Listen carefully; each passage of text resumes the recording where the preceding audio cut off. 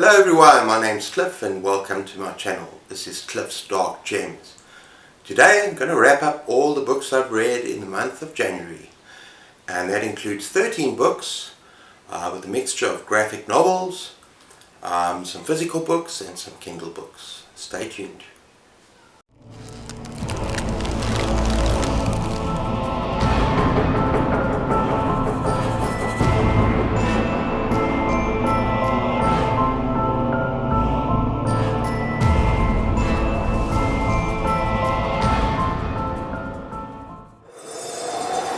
Okay everyone, so I've read 13 books this month, and I'm busy on my 14th book, and it's actually been a pretty good reading month. I've had quite a lot of 4 and 5 star books, and as I say, I'm busy at the moment with my 14th book, and that is Douglas Adams' Hitchhiker's Guide to the Galaxy, and it's part 3. This is the entire series, and it's part 3, Life, the Universe and Everything, and I'm having a blast.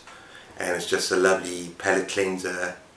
In this case it's like a monthly palate cleanser at the end of the month, just something nice and mindless and fun to read before I get into my horror again next month.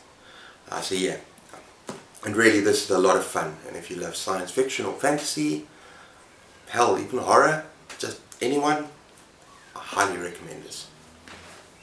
Okay everyone, this is kind of in order from my least favourite to favourite. But then again, the first 5 books that are 3 stars are not really in order.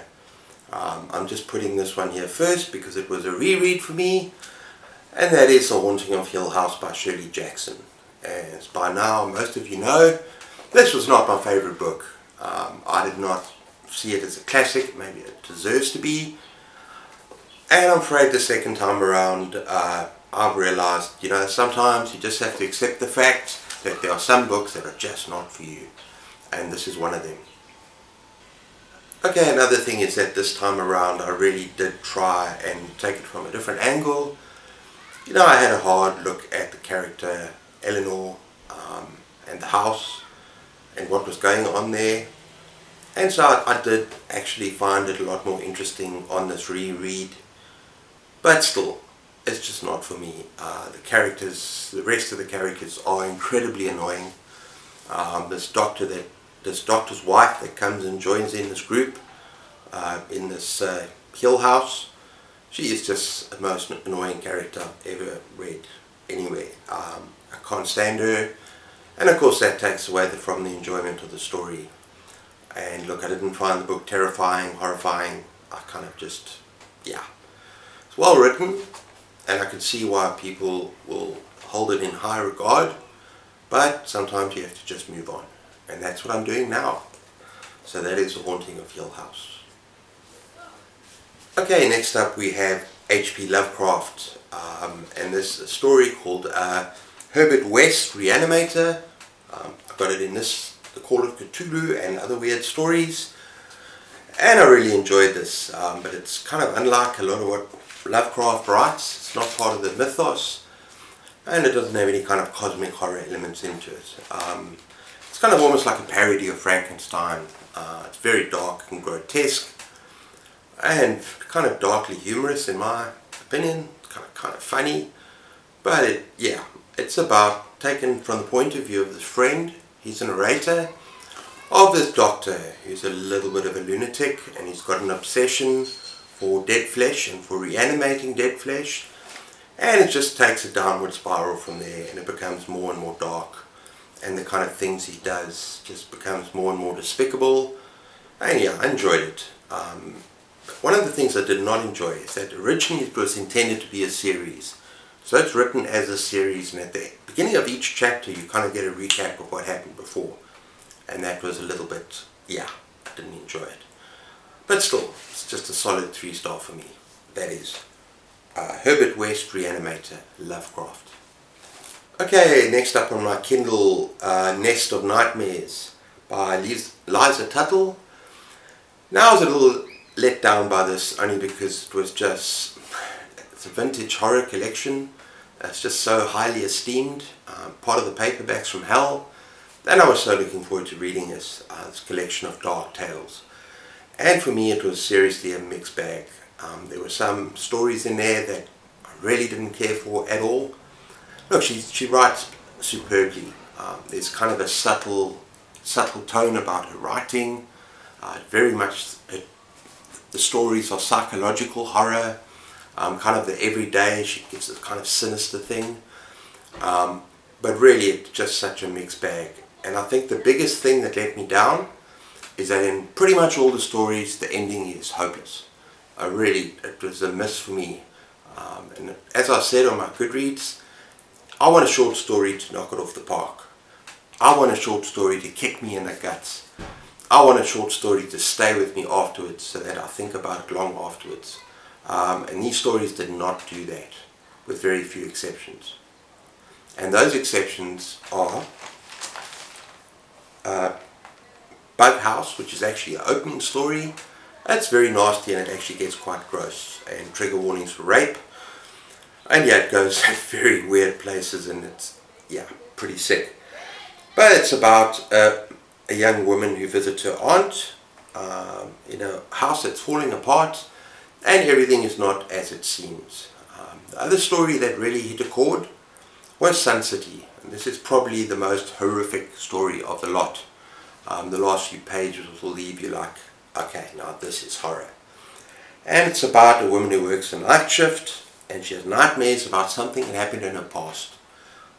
Something terrible that happened when she was on holiday, and now it's coming back to haunt her.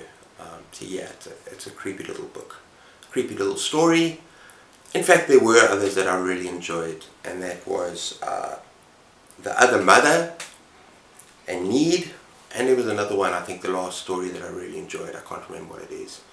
So there's some excellent stories, solid, maybe 3.5, but some of them really let me down, and I was expecting a lot more from this author.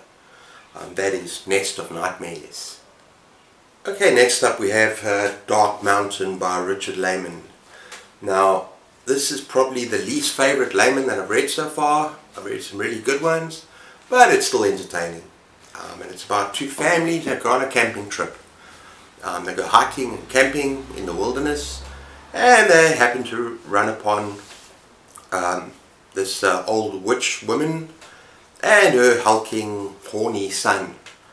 Pretty much in every Lehman book, someone is horny, someone is kind of perving after someone else.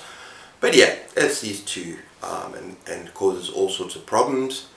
I really enjoyed the first part of the book, out in the wilderness, kind of almost a survival thing. And then in the second half of the book, without giving away any spoilers, it kind of takes a turn that I did not care for.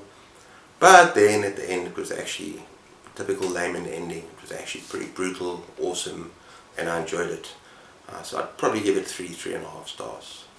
And that is Dark Mountain. Okay, next up, I've decided to start reading Ed McBain again, and with Lady Killer. I think this is part 6 in the 87th precinct, and I enjoyed it, but not as much as some of the earlier entries. What actually happens is that the police in this one, they get an anonymous letter, and the letter says, "I will kill the lady tonight at 8. What can you do about it?" So then obviously they've got to now track down, and it's a race against time, and they've got to find this killer, and they're trying to find out who the lady is. They're trying to find out who the boy that delivered the note and then ran out of the police precinct. It's a lot of fun. And the thing is, Ed McBain writes a lot better than you expect when you start reading these things. His prose is awesome. He's got excellent attention to detail. His characters are well fleshed out. The setting, the story, is kind of immersive. And it's a nice break from the horror. And yeah, as I said, this one is not up to scratch for me. Some of the earlier ones I gave more 4 stars, 4.5 stars. And this is maybe not as complex, as sort of almost like there's just one plot thread, where some of the other ones it's a lot more complex. And yeah, but I still enjoyed it. And so that is Lady Killer. And I'm going to try and read one of these a month, or one of these every 2 months, because I've got a massive collection that I'll show off one day. So that is Lady Killer, Ed McBain. Okay, next up, the 6th book is The Cockroach King. Now I've reviewed this already on my reading update, which I'm going to post at the end of this video so that you can see that as well if you want. And this is a lot of fun. These are the 4 stars now, and it's basically a mother who moves into a new house with a son, trying to live a happier life. And a dead dog is unearthed from a shallow grave in the lawn on this property. And after that come the cockroaches. Lots of cockroaches. And lots more cockroaches. And if you don't like cockroaches or creepy crawlies, or if you have a little bit of a problem, aversion for bugs, you might not want to read the story, because it is skin crawling and it's creepy as hell. And I've got to admit, I've got a big problem with maggots. I think my wife too. And if we get maggots in the kitchen, which is seldom, we try to be very careful about maggots. But even looking at them, I start itching, literally. I start itching and I start worrying that they're somewhere over me. So if you have that kind of phobia, don't read the story. It's messed up. So that is the Cockroach King. Okay, next up we got Finders Keepers by Stephen King. Now, I actually want to say as little as possible here, because tomorrow night we're having a live stream with the All About Holly party. It's hosted by Greg from Another Bibliophile Reads and Bad is Rad. I think it might be on either of those channels. You must check that out. A lot of us are going to be there and we're going to talk about this. And this is part of our journey before we read the novel Holly by Stephen King. Because these are all the books in which Holly is a character, and so it makes sense to go out there and read all of them before we actually read the novel. But I have to say I enjoyed this. I'll give you a very, very brief synopsis at the back. And you've got a psycho called Morris. He's a reader so obsessed by America's iconic author that he is prepared to kill for a trove of notebooks containing at least one more unpublished novel. Okay? Then you have a boy called Pete, whose father was brutally injured by a stolen Mercedes, discovers a buried trunk containing cash and all of these notebooks, unpublished. Okay? Those are the two, that's the protagonist and the antagonist.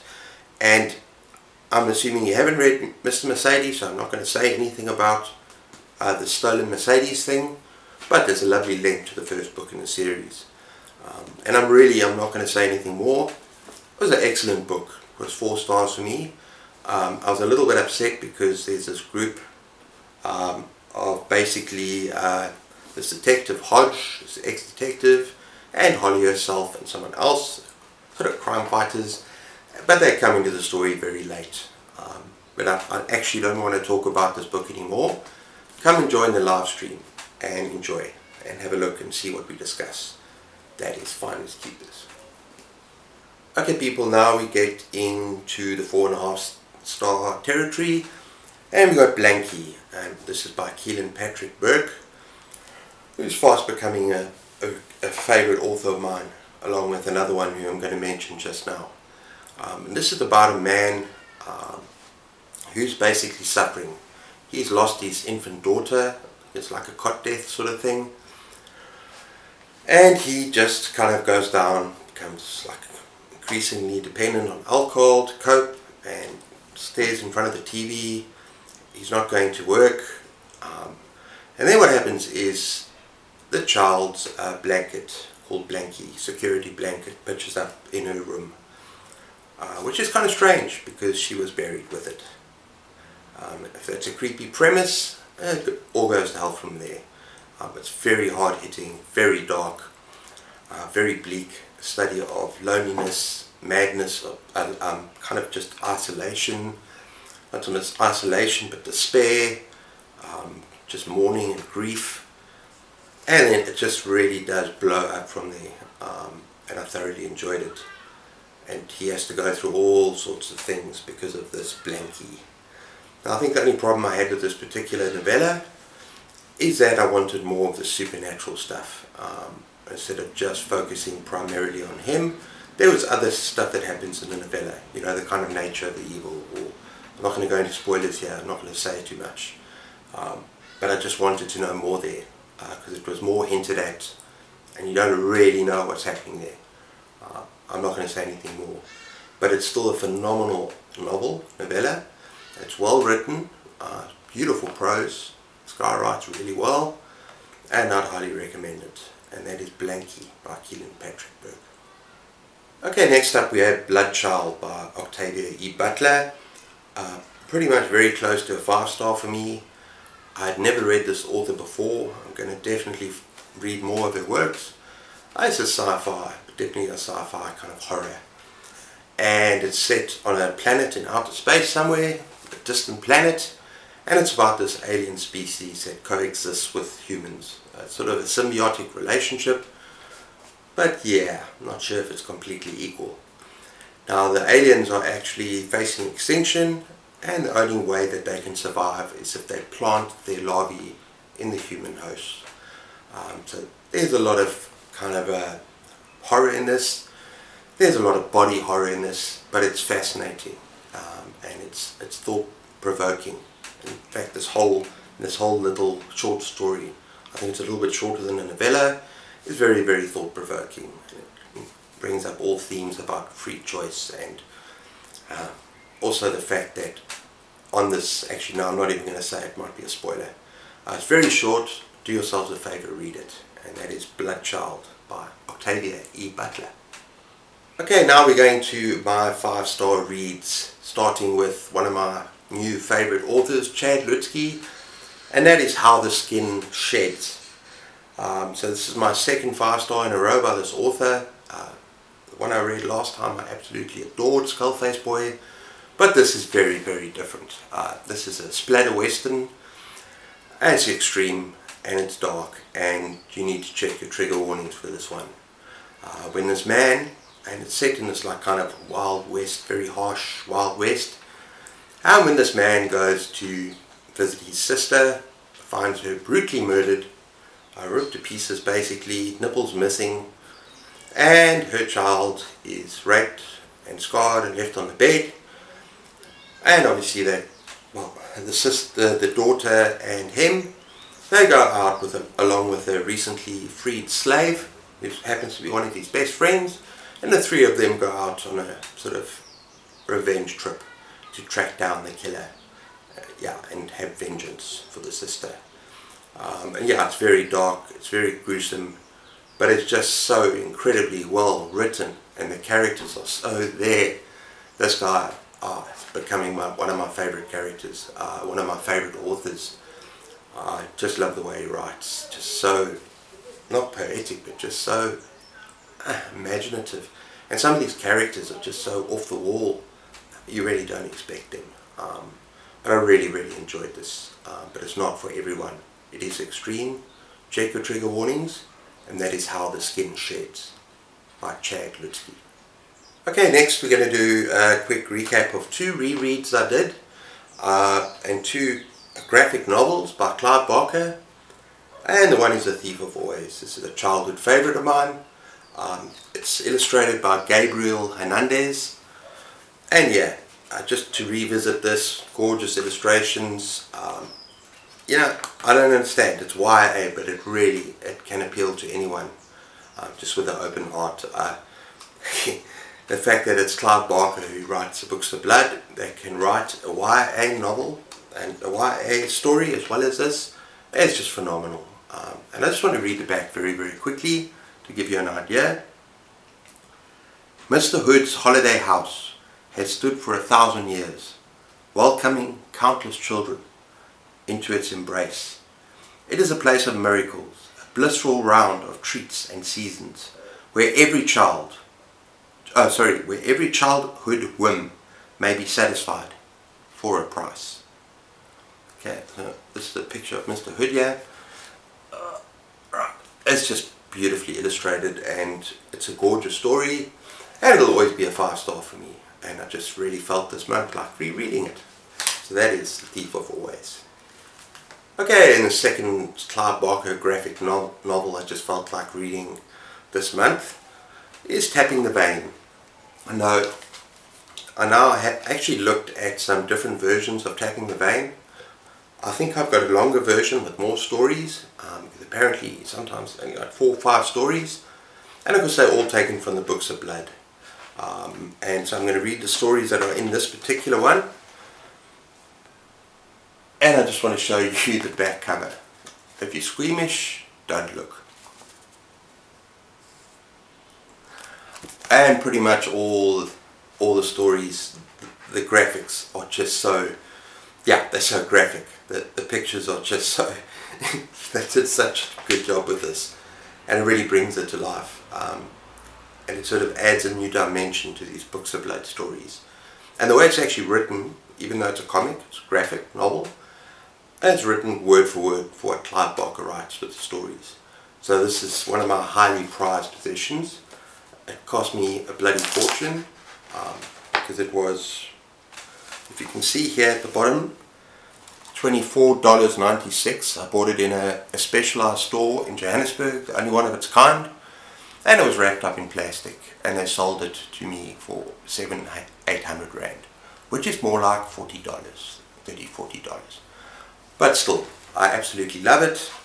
And as I was saying, the stories in here are Human Remains, Pig Blood Blues, one of my favorites, Skins of the Fathers, The Midnight Meat Train, another big favorite, In the Hills of Cities, How Spoilers Bleed, The Madonna, Down Satan, very short but I love it, and Scapegoats.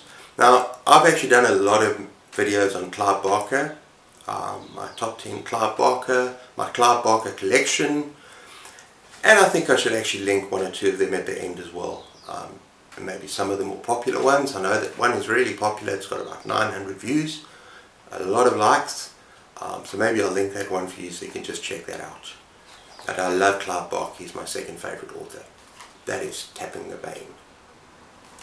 Okay everyone, saving the best for last, and that is A Short Stay in Hell by Stephen Peck. I've reviewed the story already, but it really is better to go in blind. It absolutely blew me away. And it's about this man who dies, ordinary man, and he finds himself in a library, a hellish library. And all he has to do is find a book that tells the story of his life, and then he can go to heaven. Sounds easy, right? I mean, you want to die, end up in a library, you love reading, you might change your mind after this book. That's all I can say. It deals with all sorts of issues like existentialism. It's a horror. Existentialism horror, existential horror, and it talks about the afterlife, the whole idea of immortality. Is immortality what cracked up, what it's supposed to be? Yeah, it really just blew me away. I can't promise that it's going to do the same to you, obviously. People are going to have different opinions about books. But I really, really encourage you to read this book. It is just so phenomenal. And it haunted me for days afterwards. I couldn't sleep that night thinking about what I just read. And yeah, it's horror, believe me. It gets very dark. It gets very disturbing. But yeah, all I can tell you is just read this book. Just give it a go. It's only 100 pages. If you don't like it, don't hate me. It's only 100 pages, but I encourage all of you to give this a go.